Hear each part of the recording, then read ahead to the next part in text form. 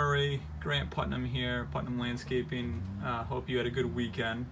It's about 4:30 here on Monday. So today we've been working on the revised design and proposal for you. And I figured I'd take a few minutes to just try to explain it to you. It may save you a few minutes later when you're looking through it. So based on your feedback, what we tried to do is incorporate some evergreen along this section of the house. So rather than doing a linear line, which I think would look too formal, we have like this slight bend of a dwarf boxwood in this area. This type of boxwood is called a green velvet boxwood. It only grows about 30 inches tall. So it's going to give you a layered effect where you'd have the advantage of having the hydrangeas behind it. And these hydrangeas are guaranteed to flower every year, whereas remember your mophead hydrangeas are not. And then shorter perennials in front of the green velvet boxwoods with the alien, which is one of the perennials that you really liked when I showed you. Okay.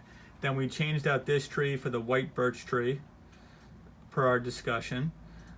Put in the Cripsey common cypress over here, which is that yellow upright evergreen. Had created more of a streamlined approach and some more symmetry by keeping the perennials here and here with the same variety. So that's somewhat interchangeable, but we suggested Liriope because that was the perennial that I explained had kept its color during the winter. Okay, and here is the same thing where we had both perennials being the same variety. I suggest using the Veronica just because they bloom for a very extended period. They start at the end of May and they go until frost. All right. And then we were going to leave your current American boxwoods where they are now.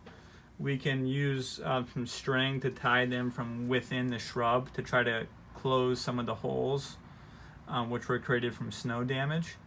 And then also we can trim them for you so they look a little bit more well kept.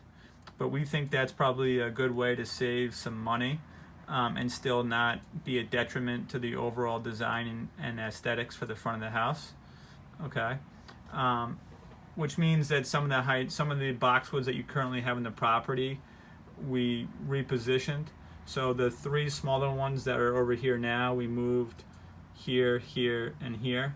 Which means we only have to buy one new one to match the other three in size.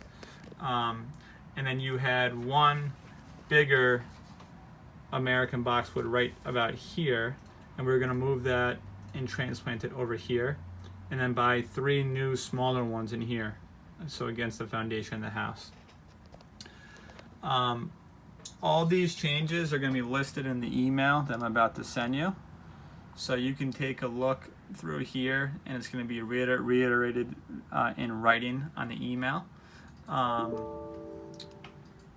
As far as cost goes, if we end up removing these evergreens in the back corner over here, which I think is a secondary priority for you, and we make all these other changes that we did, then you're going to end up taking your costs from about $41,000 down to about $35,000, so it saves you about $5,600.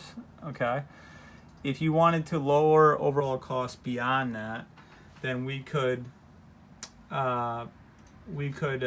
out some of the plants on this side. We've already done that in the back, so this is